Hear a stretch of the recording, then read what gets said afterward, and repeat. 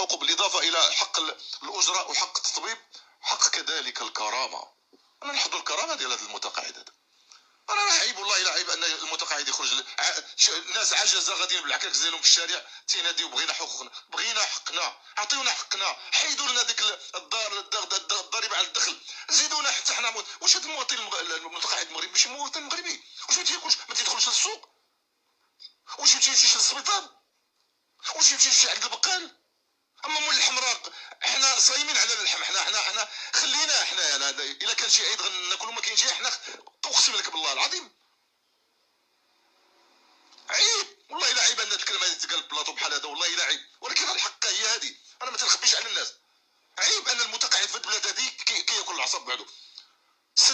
المتقاعدين يستنجدون الان بشتى الجهات، وبقى لهم غير جهه ديال امير المؤمنين انهم يلجؤوا ليه. والله العظيم حنا راه كنقولوها، وحنا نلجؤوا الى السده العاليه بالله امير المؤمنين حفظه الله انه هو يحكم بيننا وبين هاد الناس هادو.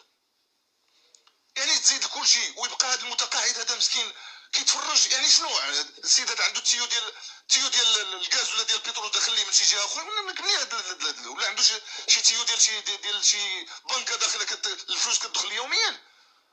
والله العظيم الا عيب هادشي، عيب عيب عيب عيب اننا في المتقاعد يعني يعامل هذه المعامله السيئه. عيب والله الا عيب.